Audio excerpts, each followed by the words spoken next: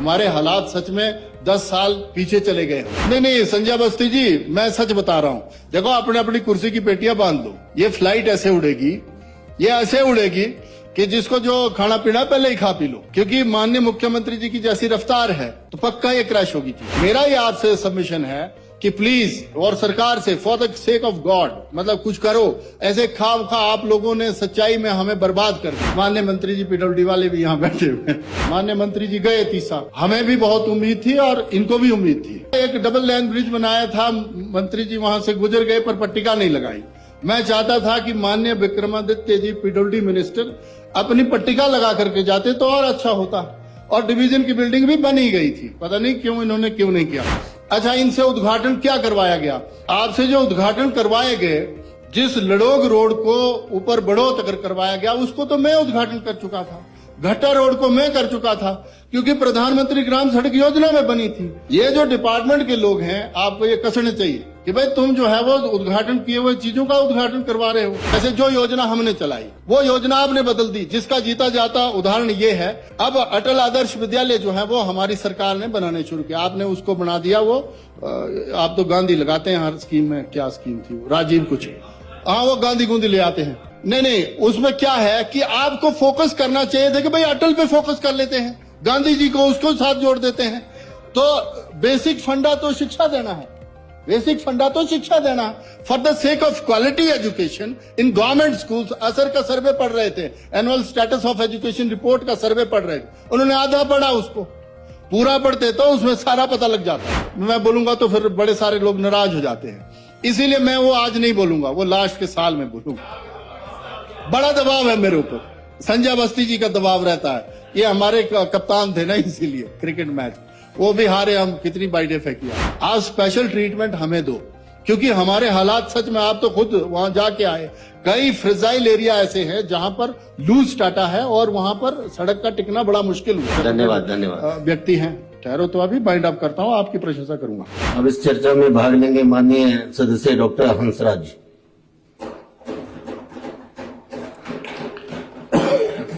माननीय उपाध्यक्ष महोदय,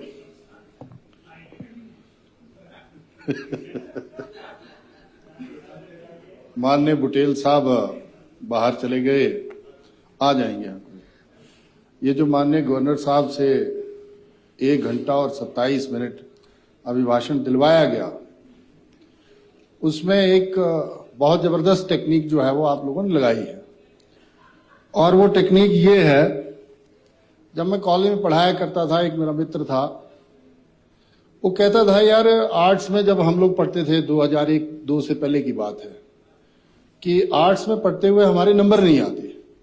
मैं बड़ी अथाह मेहनत करता हूं और कोशिश भी पूरी करता हूं कि सारा कुछ बेहतर तरीके से करूं, और पेपर अटेम्प्टेशन भी नहीं होती मेरी। तो कोई और साथ में था, उसने कहा यार तेरे को फार्मूला नहीं आता, मैं तेरे को फार्मूला बताता हूं। जो फार्मूला सरकार ने यहां लगाया है, ऐसा ही फार्मूला उसको उसने बताया। उसने कहा कि तुम जो क्वेश्चन पेपर कर रहे हो, मान लो तुमसे कहा गया कि भाई हिमाचल कैसा है, तो तुमको जो है वो अब हिमाचल का व्याख्यान करना है पूरा उसमें। और 20 नंबर का क्वेश्चन होता था, अगर हमारे टाइम के पढ़े हुए लोग हैं तो 20 नंबर का क्वेश्चन करने के लिए 5-5 पेज तो हम लोगों को भरने ही पड़ते थे। आर्ट्स वालों को जबरदस्ती होती थी, तभी वो 40 शीटें भरी जाती थी। तो फिर हम लोगों को उस मित्र ने कहा कि ये फार्मूला मेरे गुरुजी ने बताया है कि तुम ये करो कि पहले लिखो इंट्रोडक्शन, उसमें इस क्वेश्चन का पूरा वृत्तांत दे दो, आधा पेज, तो उसी से हो जाएगा। फिर उसके बाद कहो कि main definition of the question, फिर उससे जो है 1 आध पेज और निकल जाएगा। उसके बाद उसने कहा कि main points of the question, ये करो 1 पेज, इससे चला जाएगा। और उसके बाद जो है कि elaboration of these all points, मतलब एक्सप्लेनेशन कर दो। फिर एक पॉइंट को उठाते जाओ और उसको एक्सप्लेन करते जाओ, और उससे जो है तुम्हारे 2-3 पेज और भर जाएंगे। और उसके बाद जो है वो लास्ट में तुम जो है वो कि I conclude all the points in such manners. अब देखो, गवर्नर साहब से भी इन्होंने क्या करवाया शुरू में ही, कि मैं मेरी सरकार के कार्य करने के तरीके को भी इंगित करना चाहूंगा। और तरीके को इंगित कैसे किया उन्होंने? ये जो पॉइंट डाले इन्होंने 5-6 शुरू में ही। और देखो गजब की बात क्या है माननीय उपाध्यक्ष महोदय, शुरुआत जो की इन्होंने, एक दो लाइन तो बड़ी अच्छी डाली, पंडित दीनदयाल उपाध्याय साहब की भी लाइन उठा दी। उनको लगा कि ऑपोजिशन वाले शायद पंडित दीनदयाल उपाध्याय और श्यामा प्रसाद मुखर्जी को बहुत मानते हैं, तो शायद इस लाइन से जो है वो इस जो माननीय गवर्नर साहब से जो भाषण पढ़वाया जा रहा है उसको थोड़ा सुनेंगे। हम तो सुन रहे थे फिर भी, लेकिन इनके अपने बंदे ही नहीं सुन रहे थे। और जो अर्थशास्त्री हमारे यहाँ पठानिया जी अर्थशास्त्र हमें सिखा के गए, वो बड़ा जबरदस्त सिखाया है। अपना बैंकिंग का जितना भी इनका एक्सपीरियंस है इतना गजब तरीके से निचोड़ा है यहाँ पर कि मैं तो खुद कंफ्यूज आ गया, जो जैसे यूपी में बोलते हैं, गजब तरीका है भाई साहब। पर उसके बावजूद भी मिनिस्टर बनने के चांसेस हैं नहीं इनके, क्योंकि आज इनसे भी कहा गया कि भाई जाओ और जा करके तुम प्रेस कॉन्फ्रेंस आज आप करो। ये भी खुश, मुख्यमंत्री जी भी खुश। और दूसरा फार्मूला बुटेल साहब को दिया हुआ है। मैं जो बुटेल साहब को देख रहा था, इन्होंने शिक्षा मंत्री जी भी चले गए, अब काम करते रहे शिक्षा मंत्री जी, संसदीय क्या थे वो बनाए हुए कार्य मंत्री। ये तो बेचारे क्या करते, ये तो पीछे देखते ही रहते थे। पर हाँ, बड़ा भारी मन था इनका। और उस मन से जब बोल रहे थे, अब हम तो ये भी नहीं बोल सकते नहीं, शिक्षा मंत्री जी बड़े अच्छे आदमी है।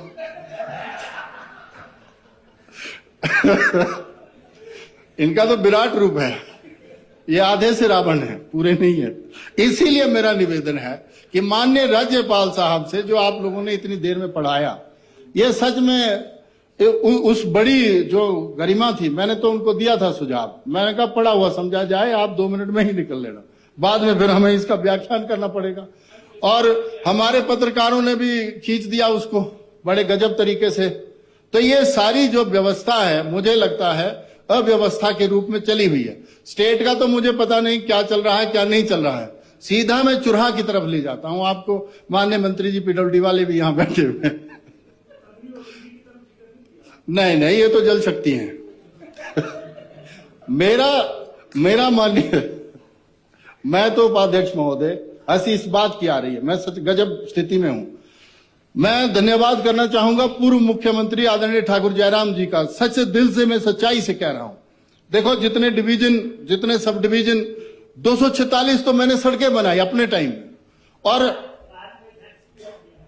किसका, किस लिए? नहीं, राज में तो किया था, इसीलिए तो डिप्टी था मैं यहां।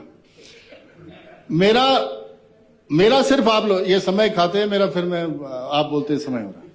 देखो मैं जो आपको ये जो स्पष्ट चीजें कह रहा हूं, माननीय मंत्री जी गए 30 साल, हमें भी बहुत उम्मीद थी और इनको भी उम्मीद थी कि मैं डिवीजन की हमारी बिल्डिंग जो माननीय पूर्व मुख्यमंत्री जी ने, हमने 6-7 करोड़ रुपया दिया और भव्य बिल्डिंग बनी है। बस अड्डा जिसका जिक्र माननीय मुख्यमंत्री जी ने किया, वो बस अड्डा तो हमने 9, 10, 11 करोड़ रुपया खर्च करके बना दिया था। वो तो आचार संहिता लग गई और बाहर जो टायरिंग तारकोल बिछना था बस वही रह गया था, और वो तारकोल आज तक नहीं बिछा। मतलब अंदर बस अड्डा बन गया, इन्होंने ऑनलाइन पता नहीं ऑफलाइन कैसे उद्घाटन किया, ना पट्टिका लगी वहां पर ना कुछ हुआ, और बसें घुस गई अंदर और वो दुकानें बेच दी। आप नहीं तो वो तारकोल नहीं बिछी है माननीय डिप्टी सीएम साहब, वो तारकोल तो बिछवा दो, वो सारी धूल मिट्टी अंदर जा रही है, मैं सच्चाई कह रहा हूं। दूसरा एक डबल लाइन ब्रिज बनाया था, मंत्री जी वहां से गुजर गए पर पट्टिका नहीं लगाई। मैं चाहता था कि माननीय विक्रमादित्य जी पीडब्ल्यूडी मिनिस्टर अपनी पट्टिका लगा करके जाते तो और अच्छा होता, और डिवीजन की बिल्डिंग भी बन ही गई थी, पता नहीं क्यों इन्होंने क्यों नहीं किया। अच्छा, इनसे उद्घाटन क्या करवाया गया, अब वो ईएनसी साहब बताएं या एक्शन साहब बताएं या और लोग, कर्मचारी तो रहते नहीं, कमर साहब ही हैं बेचारे, तो ये तो कहां जाएं। तो ये जो आपसे जो उद्घाटन करवाए गए, जिस लड़ोग रोड को ऊपर बड़ो तक करवाया गया, उसको तो मैं उद्घाटन कर चुका था। घट्टा रोड को मैं कर चुका था, क्योंकि प्रधानमंत्री ग्राम सड़क योजना में बनी थी। और प्रधानमंत्री ग्राम सड़क योजना में जो आपको कोटी से चकलू राजनगर से होते हुए चंबा ले जाया गया कि बाइंडिंग हो रही, उसकी तो पहले करवा चुके थे हम। ये जो डिपार्टमेंट के लोग हैं, आपको ये कसने चाहिए कि भाई तुम जो है वो उद्घाटन किए हुए चीजों का उद्घाटन करवा रहे हो। अब पट्टिका लगती नहीं, जब हम अपोजिशन में होते हैं तब ये ख्याल भी नहीं रखते हैं कि भाई हमारी कोई पट्टिका लगेगी। लेकिन फिर भी हम चाह रहे थे कि माननीय मंत्री जी आए हुए हैं तो पट्टिका लगाएं, अब वो भी नहीं लगी। अब देखो हमारा रोना क्या है, आपने स्वास्थ्य व्यवस्थाएं जो है वो इसमें भी गिनवाई, खुशहाल किसान भी गिनवाया, बागवान भी गिनवाया, और माननीय जो हमारे राज्यपाल हैं उनसे गिनवाया। चुराह विधानसभा क्षेत्र में हमने जो है वो पिछली सरकार में माननीय पूर्व मुख्यमंत्री जी ने इनके आशीर्वाद से हमने 40 बेडेड हॉस्पिटल को 100 बेडेड बनवाया। वो किस लिए बनवाया था? हमारी लगभग 45 पंचायतें उसी हॉस्पिटल में फीड होती हैं। 300 से 400 की ओपीडी एवरी डे है। उस टाइम इन्होंने उसका उद्घाटन किया, उन्नयन किया, बेड भी लगे, हमारा एक्सरे, सीटी, मतलब ये सारी चीजें होने लगी। और उसके साथ साथ जो है वो हमें 17 डॉक्टर भी मिले और पूरे 4.5 साल 17 डॉक्टर रहे। अब देखो आप व्यवस्था का आलम देखो। मैं तो मुख्यमंत्री जी सुन रहे होंगे, फिर वो नाराज होते हैं मेरे से।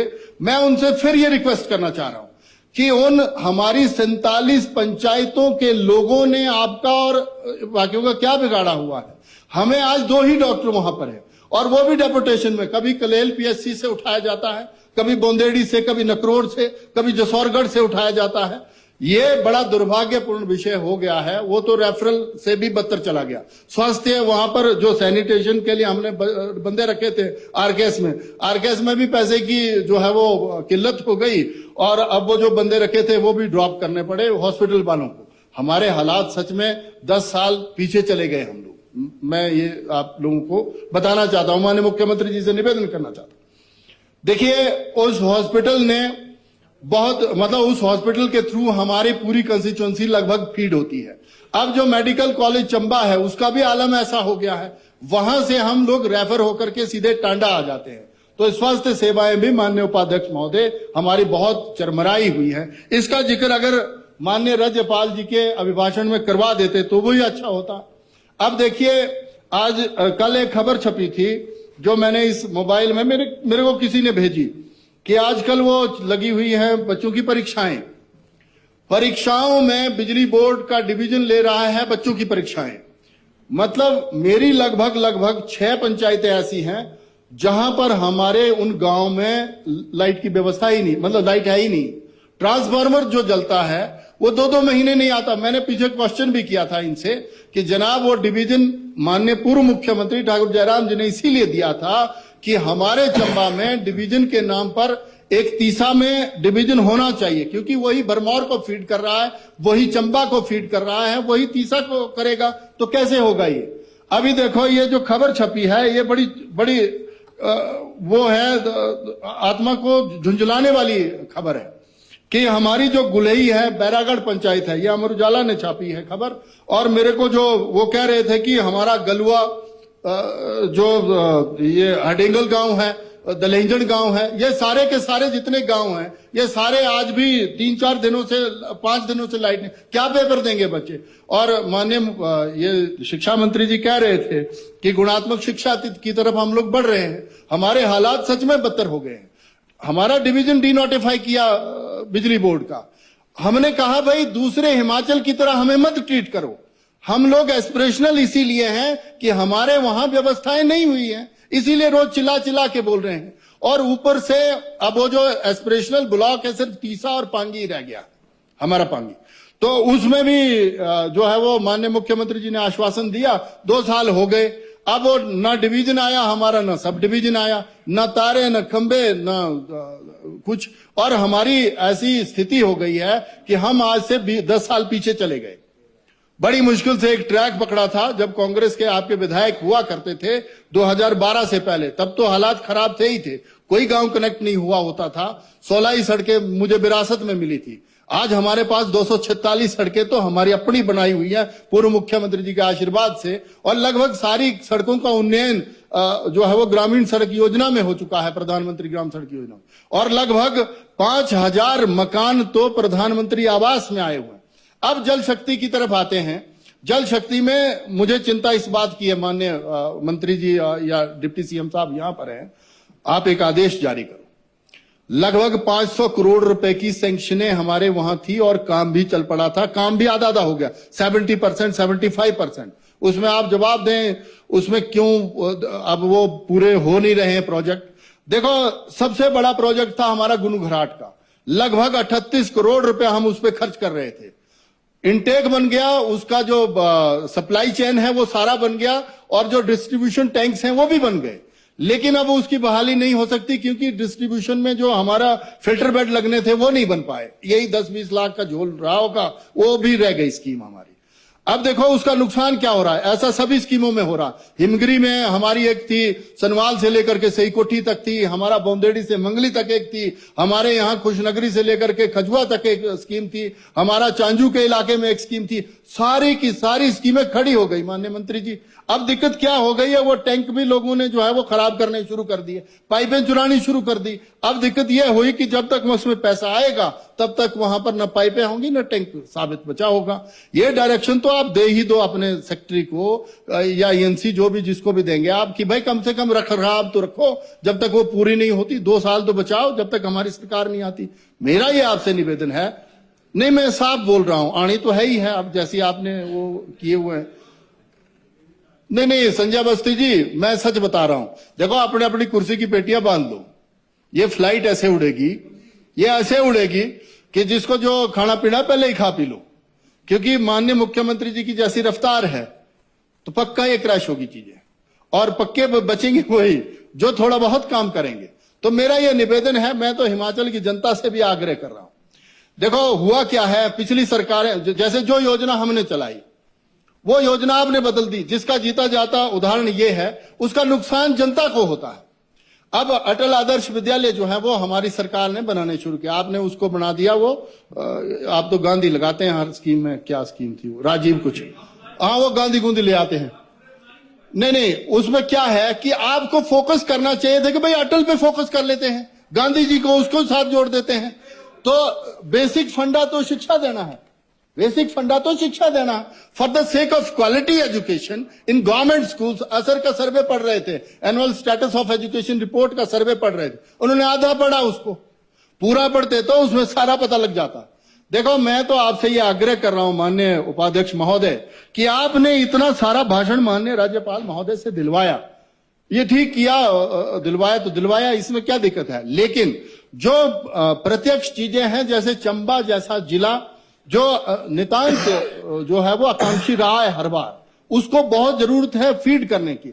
आप जो है वो इंफ्रास्ट्रक्चर खड़ा कर रहे हैं, फिर मैं बोलूंगा तो फिर बड़े सारे लोग नाराज हो जाते हैं, इसीलिए मैं वो आज नहीं बोलूंगा, वो लास्ट के साल में बोलूंगा।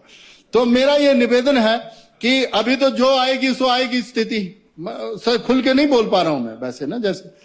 तो मेरा ये निवेदन है आपसे, ये आग्रह है कि बड़ा दबाव है मेरे ऊपर, संजय अवस्थी जी का दबाव रहता है। ये हमारे कप्तान थे ना, इसीलिए क्रिकेट मैच वो भी हारे हम, कितनी बाइटें फेंकी आपने। इसीलिए मेरा यह निवेदन है आपसे कि माननीय मुख्यमंत्री जी इस तरफ जरूर इंटरवीन करें कि उस विधानसभा क्षेत्र को स्पेशल विधानसभा ट्रीट करें, और वहां के स्वास्थ्य के लिहाज से, शिक्षा के लिहाज से, ट्रांसपोर्टेशन के लिहाज से, सड़कों के लिहाज से, और अभी जो हमने कार्य शुरू किए हैं, अभी जैसे सब मिनी सेक्रेटरीट का हमने पैसा ले लिया था, माननीय पूर्व मुख्यमंत्री जी ने सच में पैसा दे दिया था।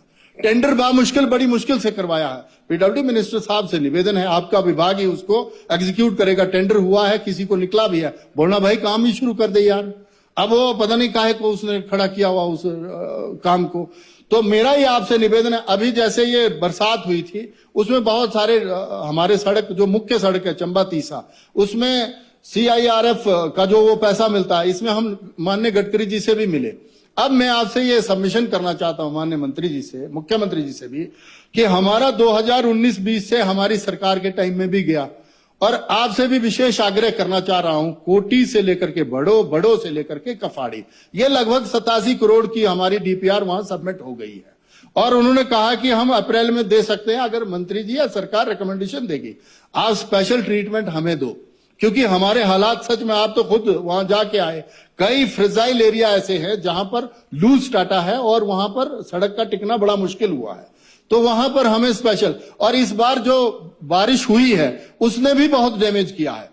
हमारी बैरागढ़ की सड़क में 2-3 डंगे गिर गए हैं, जिस तरफ मेरा भी घर है। दूसरी तरफ जो हमारी आयल की तरफ तो बस भेजते थे हम 2 साल पहले, लेकिन अब जो है वो वहां पर एक छोटी गाड़ी भी नहीं जाती, ये नकरोड से लेकर के। अभी जो है वो हमारे चांजू की तरफ जो है वो ये चलड़ा और भुलीन की तरफ हम जाते थे, लेकिन उस तरफ भी हमें दिक्कत हुई है। मेरा ये आपसे निवेदन है माननीय उपाध्यक्ष महोदय। क्या हुआ? अच्छा ठीक है, मैं सोचा पता नहीं क्या हो गया। तो मेरा ये, हाँ चंबा की, मेरा ये आपसे सबमिशन है कि कि प्लीज, और सरकार से for the sake of God, मतलब कुछ करो। ऐसे खा आप लोगों ने सच्चाई में हमें बर्बाद कर दिया। मतलब हमने एक ट्रैक पकड़ा था, स्पीड पकड़ी थी। अब बिलासपुर में अगर मान लो डेवलपमेंट नहीं होगी तो बिलासपुर तो दिल्ली से भी चल रहा है, वैसे भी चलेगा। अच्छा, हमीरपुर में मुख्यमंत्री जी हैं, वो वैसे ही चलेगा। शिमला में सरकार बैठती है तो इनके आला ऑफिसर्स यहीं के हैं, तो कुछ ना कुछ रहता ही है, एरियाइज्म, ये इज्म, वो इज्म, उसमें चले रहते हैं। लेकिन हमारी सुध कौन ले? पंगा तो ये हुआ है। इसीलिए मेरा ये निवेदन है माननीय स्पीकर साहब से। स्पीकर साहब भी भटियात की तरफ फैल गए ज्यादा। तो मेरा ये निवेदन है आपसे, स्पीकर साहब तो अब क्या बताऊं मैं, मेरा इनसे भी निवेदन है। महाजन साहब तो आप नहीं भेजे हैं इधर, तो महाजन साहब काम कर रहे हैं, बहुत जबरदस्त काम कर रहे हैं दिल्ली में। वो तो अग्निहोत्री जी को ज्यादा पता है। मेरा ये निवेदन है सरकार से कि ये जिस तरह से माननीय शिव प्रताप शुक्ल जी से झूठ बुलवाया गया, मैं तो चाय पीते पीते भी उनको बोल रहा था कि आपको सच में ये नहीं पढ़ना चाहिए था, क्योंकि ये तो हर गजब पढ़ाते हैं खामुखा का, और जो है नहीं वो पढ़ना है काहे को भाई। अब आप लोगों की तो मजबूरियां हैं। बुटेल साहब की मैं समझ सकता था, क्योंकि गोकुल भाई साथ साथ होते, जोर से उनको चिल्लाना पड़ेगा, उनकी तो मजबूरी है। और मैंने तो कहा है, देखो ऐसा है ना, माननीय मुख्यमंत्री जी का है अपना फार्मूला। कुछ मामलों में तो हम उनकी भूरी भूरी प्रशंसा करते हैं, जिसको ठीक करना बड़े बंदे ठीक कर दिए, किए आपकी तरफ ठीक, मतलब ठीक कर दिए। और दूसरा मेरा ये आग्रह है, माननीय मुख्यमंत्री जी सुन रहे होंगे, मैं ये उनको फॉरवर्ड भी कर दूंगा कि भाई हमारा जो स्वास्थ्य संस्थान मेन तीसा था, जो पीएचसी बैरागढ़ की खाई वो तो कोई बात नहीं है, जो कॉलेज खाया वो भी कोई बात नहीं है, जो हमारा वो एक और पीएचसी कोहाल की ले गए कोई बात नहीं, और कई संस्थान ऐसे हैं जो ले गए, कोई दिक्कत नहीं है, कर लेंगे हम गुजारा, अभी तो कोई दिक्कत नहीं। लेकिन जो हमारा बिजली बोर्ड का डिवीजन है, बच्चे परेशान हो गए सच्चाई में। डायरेक्शन दो उनको, जो हमारे एससी चीफ जो भी बैठते होंगे उनको बोलो कि भाई अभी तो ट्रांसफार्मर दो, पर वो भी परेशान है कि हम तो इनको दोबारा वो भी नहीं कर पा रहे हैं। क्या होती है वो करने को, क्या करते हैं उसको, ट्रांसफार्मर को, हाँ वो भी नहीं कर पा रहे। तो मेरा ही आपसे ये निवेदन है कि माननीय मुख्यमंत्री जी जो है वो ये इस तरह का झूठ ना बुलवाएं। एक बहुत धन्यवाद व्यक्ति हैं, ठहरो तो अभी बाइंड अप करता हूं, आपकी प्रशंसा करूंगा। तो मेरा ये आपसे निवेदन है, आप तो बहुत खूबसूरत लगते हैं जब यहां बैठते हैं, पता ही नहीं चलता, मतलब ऐसे भव्य लगते हैं। तो मेरा ये आपसे ये आग्रह है कि ये मैं हंसते हंसते इसीलिए बोल रहा हूं कि अंदर जो गुबार है वो निकाल नहीं पा रहा हूं, ठीक है जी। पर मैं ये विश्वास रख रहा हूं कि माननीय मुख्यमंत्री जी कम से कम वो डिवीजन की बहाली कर दें, और वो जो मसनून का कॉलेज हमारा उड़ाया है वो जरूरी है, जहां जरूरी है वहां खोलने चाहिए संस्थान। और चुराह को आप नदौन के साथ ट्रीट ना करें, मतलब ऐसे वो कंपेयर ना करें। और दूसरा, भाभी जी से भी रिक्वेस्ट है, प्लीज मेरी, अब आपसे ही सबमिशन करूंगा मैं कि आप ही तो बोलो इनको कि भाई हमारा वो डिवीजन वापस दे दो, एक कॉलेज दे दो। पीएचसी चलो वो ले लेंगे हम, जब माननीय जयराम जी आएंगे फिर चीफ मिनिस्टर बनेंगे। कर्नल साहब तो कुछ बोलते नहीं ना, इनको तो बाबा साहब की उपाधि देनी ही पड़नी है, भगवान कसम, ऐसे मुझे लग रहा है। तो ये है भी बाबा साहब की तरह बोले हैं ये भी, तो इनको भी पता नहीं लगने देते। हमारे मित्रों को उठा देते हैं और वो इनको भी पता नहीं चलता। गुरु जी करो ये। तो मैं इतना ही कहना चाहूंगा, ये जो आपने ये जो पढ़वाया है खामखा का झूठ, उसका हम समर्थन कर नहीं सकते। धन्यवाद आपका माननीय डिप्टी।